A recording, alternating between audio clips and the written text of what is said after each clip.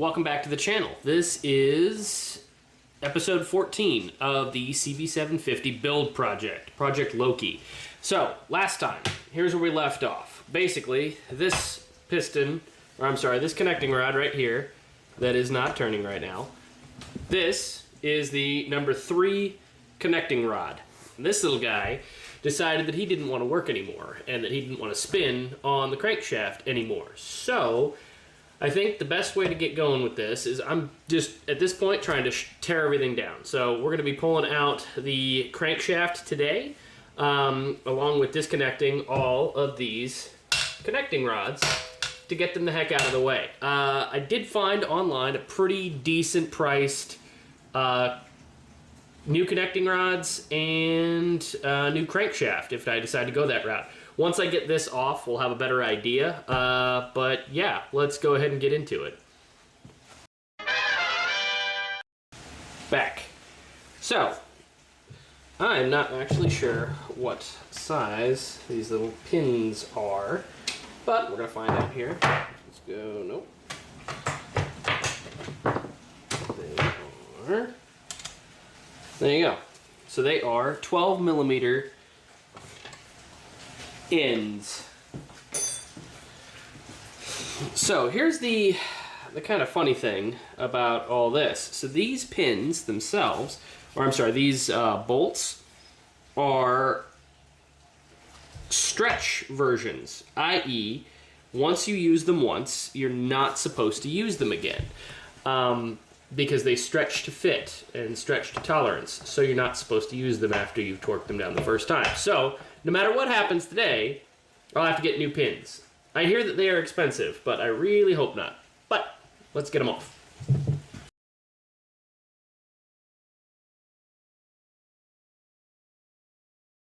Okay, curiosity. Well, let me zoom out here.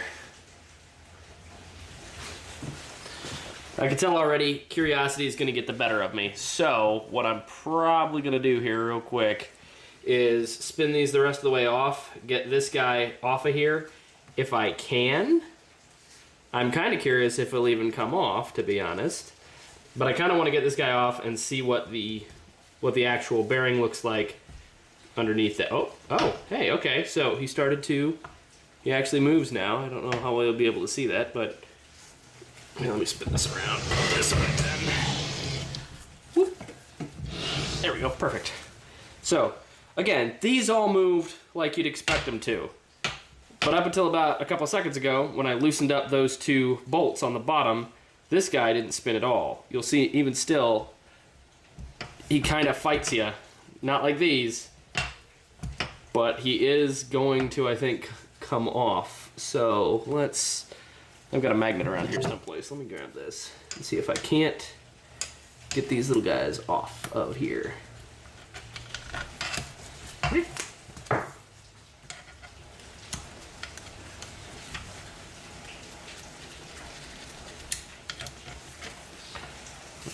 There's one.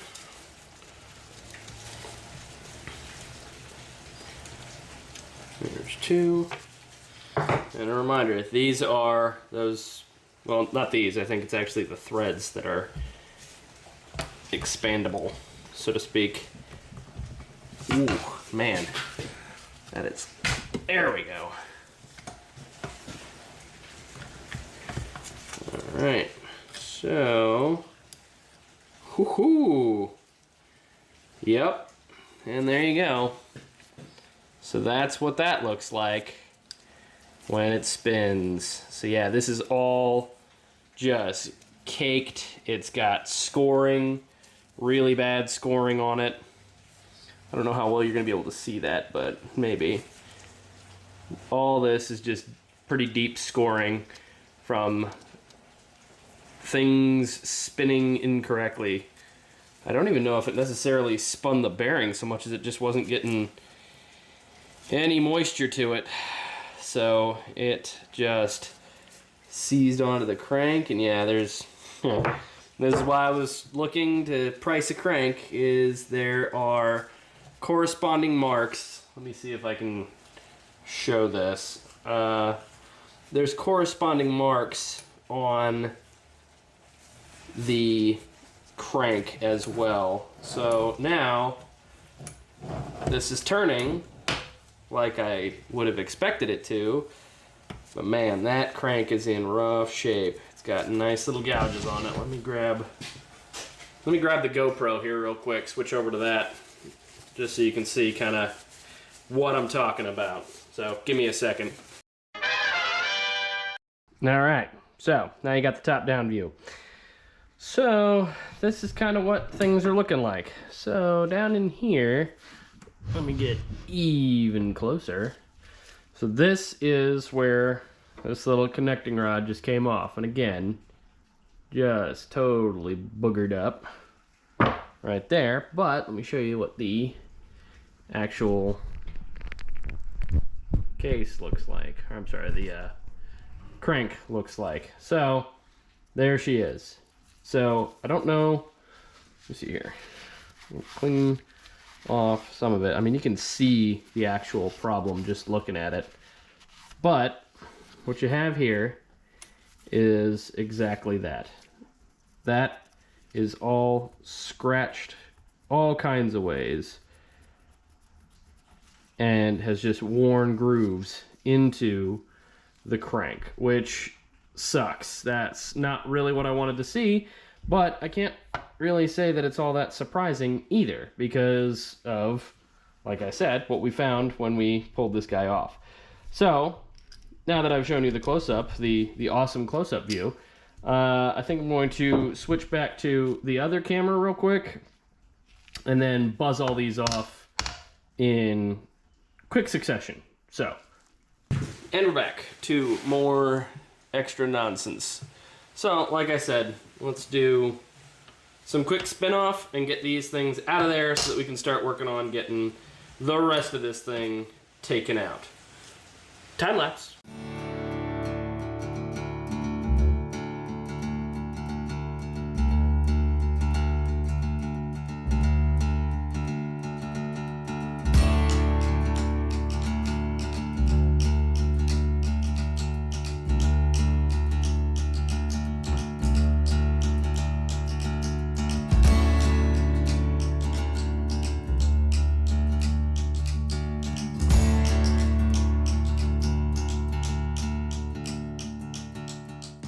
Well, that's interesting.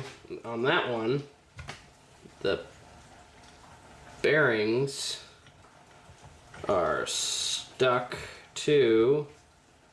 Ooh. Alright, on this one, the bearings are stuck, yeah, to the crank. And I'm going to do a quick changeover again over to the GoPro just to show you what that looks like in here. It's not awesome, so switch. So yeah, over here, get this friggin' cable out of the way. All right, so down in here, that one that I just pulled off was the number 2. And I don't know how well you can see this, but this little guy, the bearings stayed on the crank, so they're stuck on there. The other ones did not. There we go. But cracking them off, yeah, look at that. So this, they were sitting on there like so, but you can kind of see this little lip? That's metal. That is cranked down, like damaged metal. And I'm not sure, I can't tell by looking at it if it's from the crank or if it's these little guys, but these bearings were in rough shape too. I'm surprised that cylinder wasn't giving me more issues. But yeah, just super chewed up on a bunch of these. Yeah, that one's got tons of grooves in it too. On both sides, looks like. So let me look at that actual, let me feel, okay. Well, weirdly, I don't see or feel a lot of ridges like I do on this other one over here. I do feel something, yeah. I do feel that though. So yeah, I think I would probably, even if I wasn't going to replace it, I think I would have to get this crank looked at to figure out what damage those two, it looks like I was right, it was the 2 and 3, both had spun bearings. Yeah, so I would have to look and see how much that would cost. But, so, at least on this guy, there was also some gunk in that oil hole. I don't know how well you can see these oil holes. You might be able to see them, yeah. This little guy right here, you get a pointer, do it Ranger style. There you go. So that little hole right there is for oil to travel through. So the new cranks, or I guess the refurbished cranks that I have looked at from a company called CycleX. I'll put a link on screen here to what they are, and I'll probably link them in the description as well. But yeah, so they do crank refurbishing things, and as part of that, they do a bunch of stuff to the oil holes, and I get the sense that it makes it better, because they also build a ton of race motors and stuff like that. So that's that part. Now that I've gotten that out and shown where the damage is, unfortunate, let me go ahead and swap back over to that one again and get the rest of this crank out. We're back. All right, so next thing, I think I might actually just be able to pull this out and weasel it through the primary chains and just pull it out one side. So I'm going to try and do that real quick, just because it'll get this out of the way and free up some space.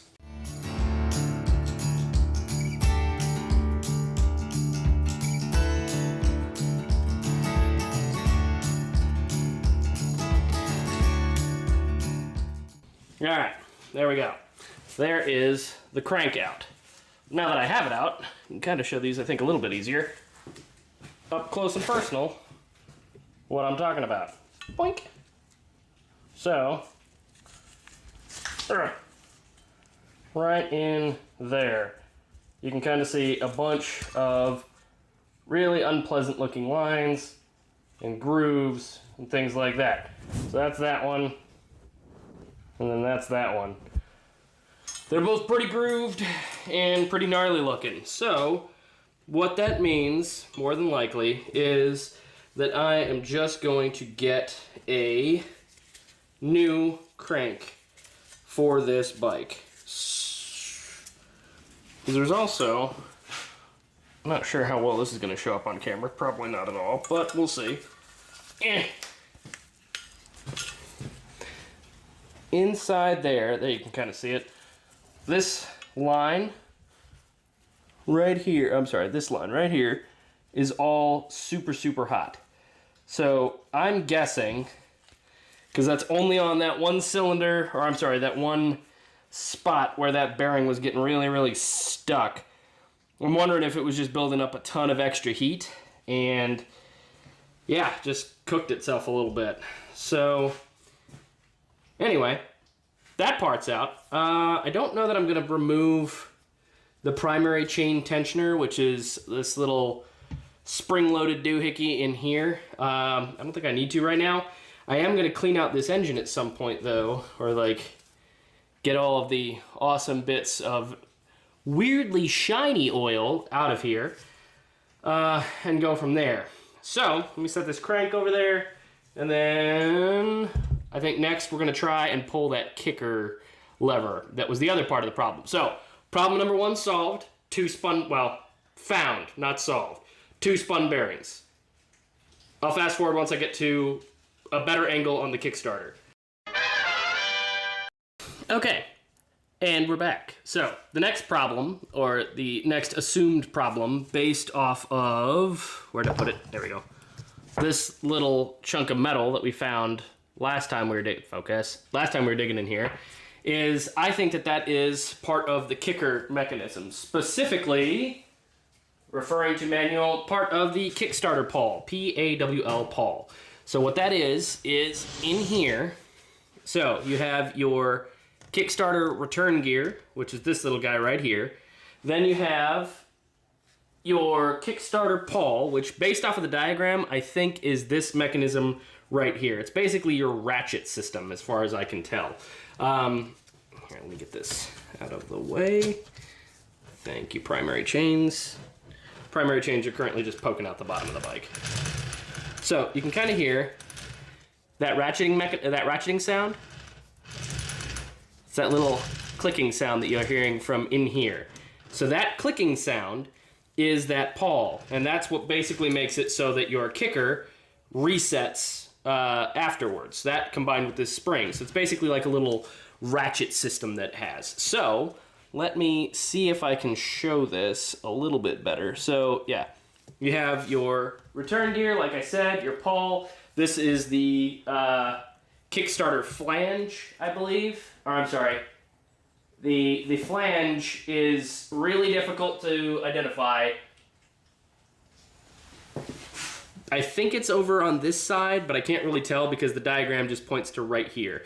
So then you have your Kickstarter gear, which is this big old guy, and then your Kickstarter shaft, which is this shaft that comes out the side.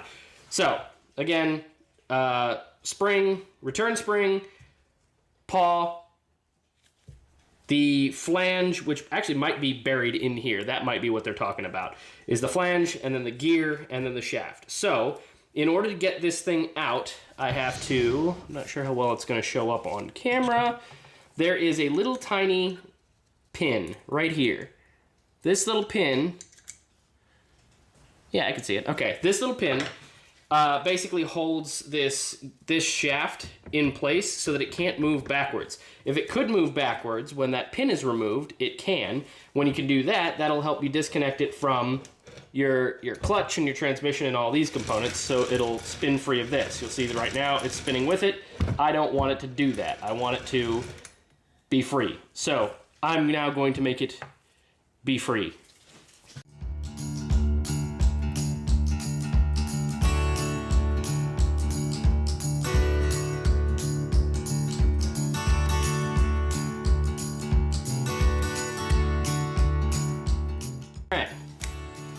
And there you go. So that's the little pin that sits in there. Focus.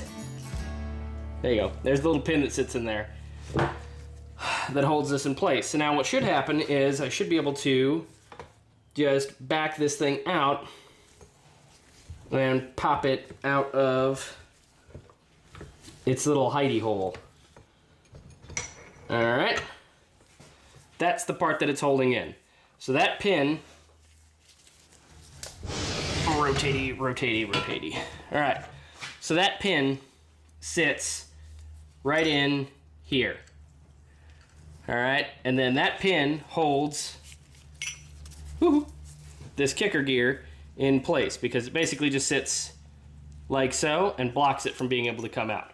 So now that that's out, now I should be able to get the rest of this kicker mechanism out as well. It's probably going to be a pain in the butt because it is under pressure, but we'll see if it comes out okay or if it tries to spring me in the face. Ooh, there it goes. All right. Yep, and I can see already what broke. All right, so down in there. Do I have a flashlight? I do have a flashlight. Yay me. Okay, so there you go.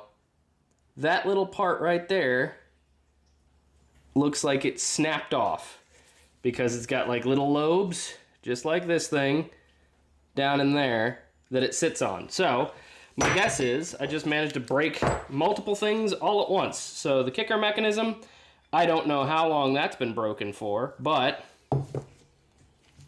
those little gears, or those little rounded edges, line up with these little rounded edges as part of that ratcheting mechanism.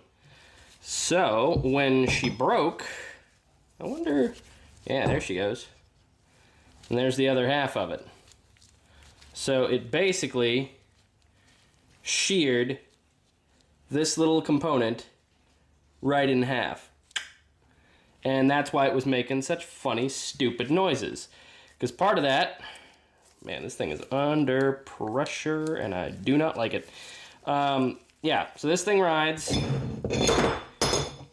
in that little area there, and I'm pretty sure that these little paws, sit. Come on, dirtbag. There we go. There. That is how those things sit in there normally. Is just like this, and then this guy popped out. I'm amazed that the kicker was even working at all. The only reason I think it was is because it had this little nubbin right here that would grab. So I'll bet that once I go and replace that mechanism, because I think I can find the whole dang thing, once I replace that mechanism, I'll bet this kicker will actually work like it's supposed to and sound like it's supposed to and not be an absolute nightmare.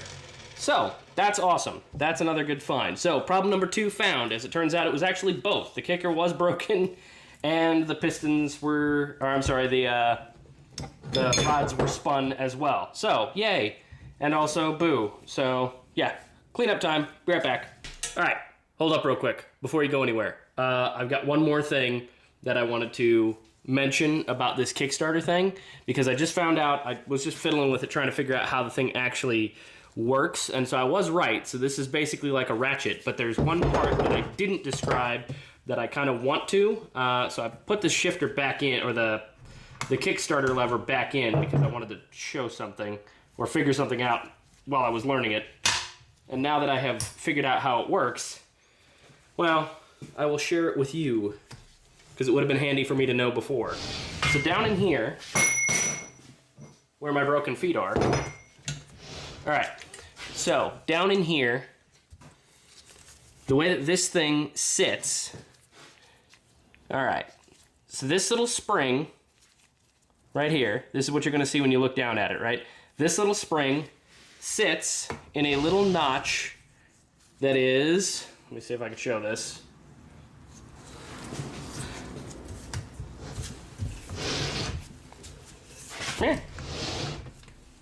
Right there. That little notch is where this little spring sits.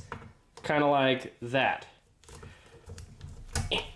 But then you have this little foot right here that it's currently sitting on. It's not normally sitting like this. This foot tucks underneath,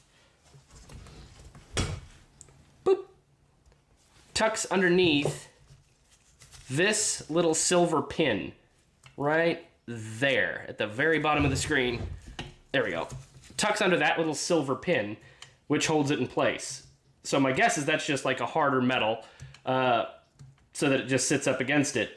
But basically what that does is that adds to, or that makes the actual kicker mechanism rotate back. So normally when you kick it, you'll be doing this to the spring, and when you let go of the kicker, it'll snap back in that little notch.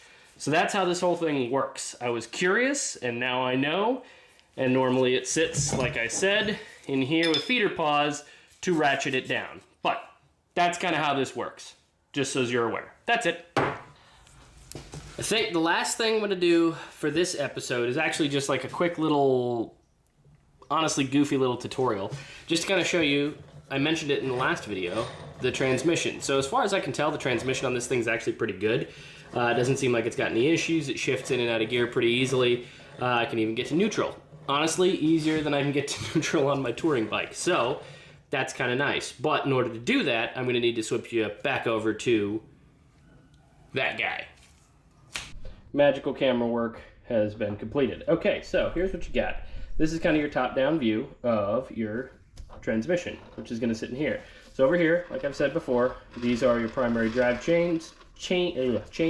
Normally they are attached to the crankshaft, which rides up in these little valleys up here. It is out. It is currently on the bench over that way. So this normally spins. In here is where your clutch pack normally sits, with the little grooves touching these plates. So once everything is engaged the way it's supposed to be, and it is allowed to spin, it will spin the primary gear. But you'll notice right now nothing in the transmission is spinning, even when I spin the clutch. That's because it's in neutral. So what you see down right here, this little barrel thing, it's got all these little grooves in it. So that is actually how your transmission on these things works. So when I'm just sitting in neutral, right now, and then I will push down on this little lever. This is normally your kicker lever over here. Come on. There we go. If I can get it to actually shift after I said it shifts so easy. There we go. So you'll notice that it rotated this barrel into the forward position. So now this thing is in first gear. So this is still spinning free right now because there's no clutch, but if I grab the center shaft, you'll notice it does spin stuff. There you go. It spins like so.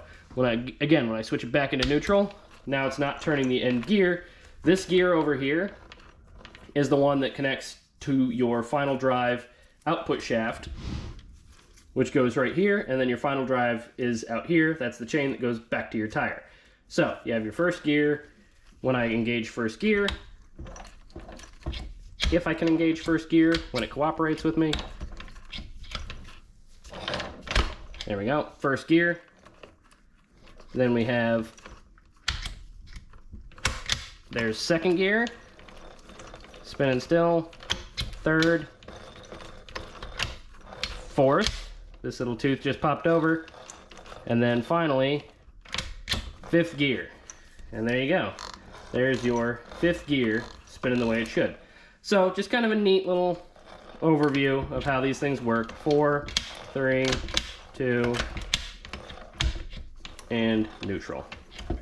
And then first, when it cooperates, hey, now it cooperates. All right, there you go. And back into neutral. So that's it. That's just a quick overview of how the transmission works. So back over to the other camera.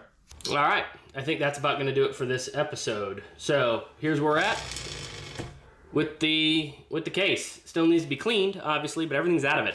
All we have left is the transmission, which I don't want to mess with. I'm going to leave it in there if I can, because gears is scary, and I don't feel like dealing with it right now. And like I said, it seems to work fine, and if it's not broke, unlike the rest of this engine, don't fix it. So with that, thank you for joining me. Like and subscribe, and I'll see you next time. Later.